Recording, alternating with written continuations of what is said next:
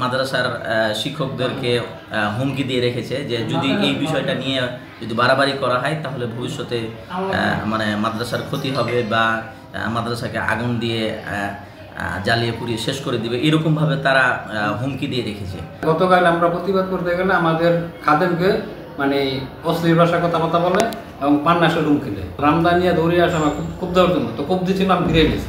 ফিরে যাওয়ার পরে তার ছোট ছেলে মবির ছোট ছেলে বাবু, মবির বউ মবি আইসা আমার উপর অতর্কিত হামলা করে।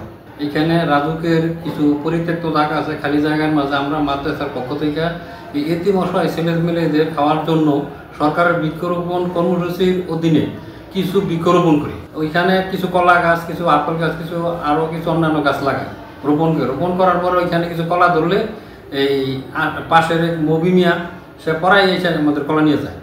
গতকাল আমরা প্রতিবাদ করতে গেলে আমাদের খাদেমকে মানে অশ্লীল ভাষা কথাবার্তা বলে এবং পান্নাসের হুমকি দেয়। এবং আজকে সকালবেলা 12:50 দিকে যখন এইটা নিয়ে কথাবার্তা হয়, তখন আমি মাদ্রাসা থেকে বাড়িয়া মেন রোডে যাওয়ার পরেই মবির ছেলে রামদানিয়া দৌড়িয়ে আসে আমার খুব দেওয়ার জন্য, তো খুব দিয়েছিলাম, ফিরে গেছি। ফিরে যাওয়ার পরে তার ছোট ছেলে মবির ছোট ছেলে বাবু, মবির বউ মবি আইসা আমার উপর অতর্কিত হামলা করে। দেখেন এই যে আমার পরিস্থিতিটা দেখেন, আমাকে একদম বিবস্ত্র করে হলেছে। এবং আমি একজন সহকারী শিক্ষক হিসেবে, আমি সমাজের কাছে এবং জাতির কাছে এটা সুষ্ঠু বিচার চাই।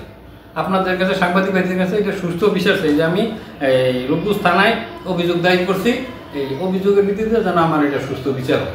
তাদের খাওয়া দাওয়ার জন্য বা কিছু ফল গ্রহণ করার জন্য মাদ্রাসার সামনে কিছু রাজকীয় জায়গা রয়েছে, তো এখানে একটা পরিবেশ সুন্দর করার জন্য বা বৃক্ষরোপণ কর্মসূচি হিসেবে এখানে কিছু গাছ লাগানো হয়। তো এই গাছ থেকে মাদ্রাসার এতিমরা তারা ফলগুলো গ্রহণ করে। কিন্তু মাঝে মাঝে দেখা যায় যে স্থানীয় একজন ব্যক্তি আছে, তারা এই গাছগুলো থেকে আমার কলা তারপরে অন্যান্য ফলগুলা ছিঁড়ে নিয়ে যায়। তো গতকালকে আমাদের মাদ্রাসার একজন শিক্ষক হাসানুজ্জামান তিনি বাধা দেওয়াতে পরে আজকে বেলা দুপুরে প্রায় 12:30টার দিকে সেখানে অতর্কিতভাবে হামলা চালায়। তো এই জন্যে আমরা থানাতে মামলা দায়ের করেছি বা অভিযোগ করেছি। তা আমরা সাংবাদিকের মাধ্যমে সুষ্ঠু এটা মানে তদন্তের মাধ্যমে যেন আমরা এর বিচার চাই এবং তারা মাদ্রাসার শিক্ষকদেরকে হুমকি দিয়ে রেখেছে যে যদি এই বিষয়টা নিয়ে যদি বাড়াবাড়ি করা হয় তাহলে ভবিষ্যতে মানে মাদ্রাসার ক্ষতি হবে বা মাদ্রাসাকে আগুন দিয়ে জ্বালিয়ে পুড়িয়ে শেষ করে দিবে, এরকমভাবে তারা হুমকি দিয়ে রেখেছে।